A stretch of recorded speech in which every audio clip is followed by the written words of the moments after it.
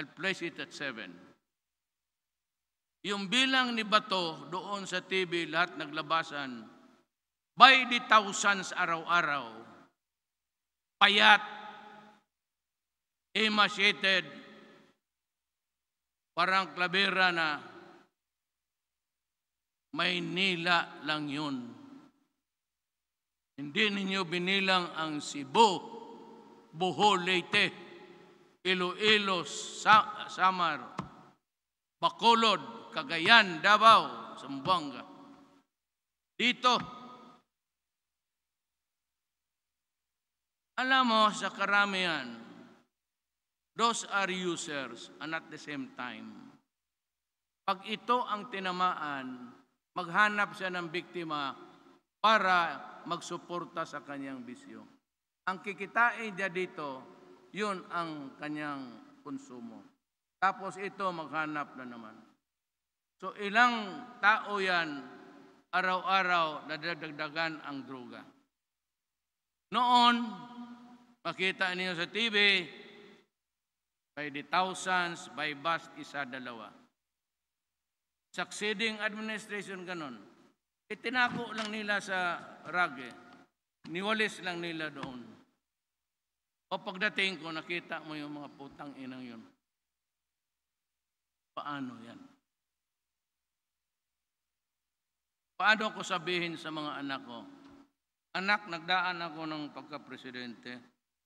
Wala naman akong ginawa kasi hindi ko kaya eh. Takot ako ng kaso ng putang inang human rights na yan.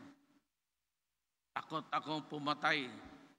Takot akong mamatay. Eh, di sabihin ng anak mo, hindi ka sana nagpresidente.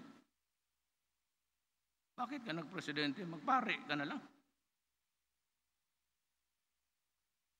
Alam ko, conservative itong Cagayan.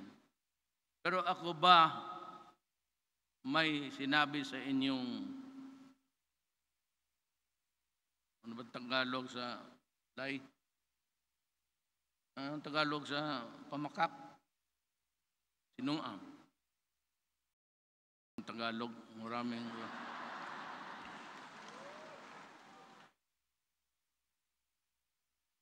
Ako ba nagsinungaling sa inyo? Ang galit yan, pare. Ako ba nagsinungaling? Sinabi ko noon, sa Ateneo kami yung dumigis na yan. Kayong dumaan ng Ateneo. May Ateneo ba dito? Ganyan. Kayong dumaan ng Ateneo. Alam ninyo, every Friday, confession yan. Communion kasi may misa. Every Friday yan. Kami noon, kaya nagdadagan yung sakit namin, kasalanan, kasi pagka nagkumpisal ka, hinawakan yung bayag namin. Ginagawa parang yung sa bilyar na bola, iniikot. Yan ang totoo. Ngayon, nagsinungaling ako? O anong sabi ni Pope doon sa Dubai nung pumunta siya? Na totoo yung abuses sa mga bata at yung mga madre ginagamit ng pare. Saan ang sinungaling ko? Si Pope mismo nag-admita. Ito mo, alam ko, this is a very conservative. Pinag-aralan ang cultural terrain niya. Pero for Diyos naman, kung atakihin mo ako, huwag mong atakihin ako sa simbahan. Huwag mo kang gumamit ng pulpito.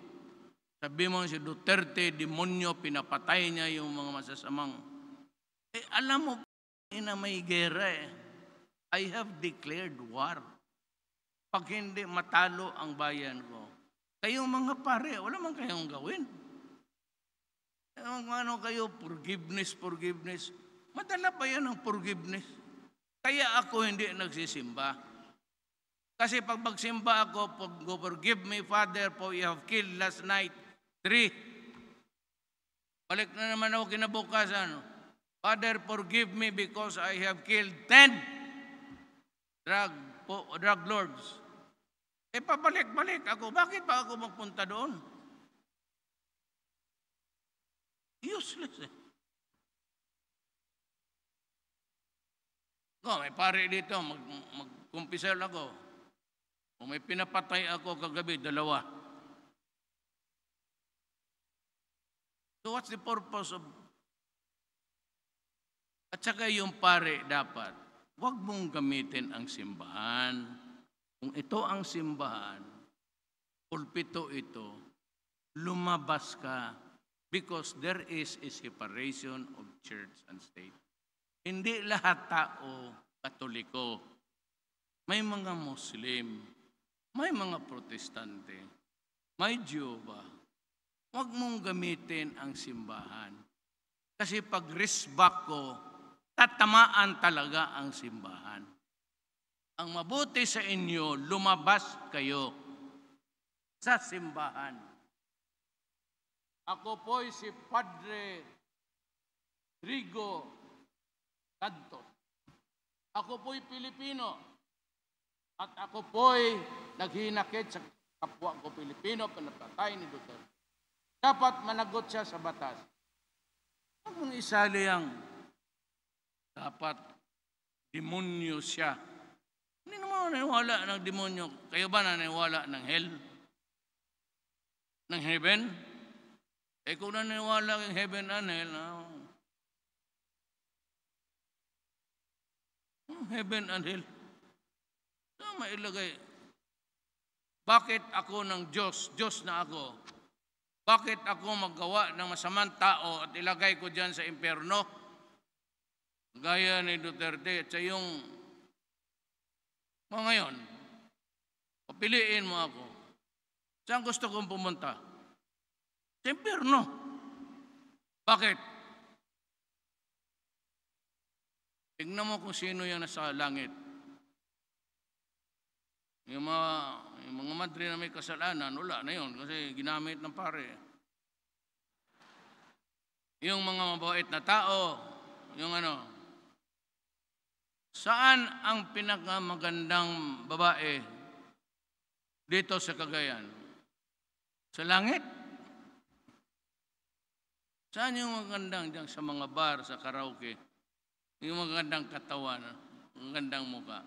Nasaan kaya sila? Nasa impyerno. Anong gawain mo sa langit? Akbayan mo sila? Amoy-amoyin mo? Ang San Pedro na yan. Sige yan, magtingin. Kaya nakaganon. Ang ulol, may bisyo rin. Nagdala pa ng manok. Wala naman sabong.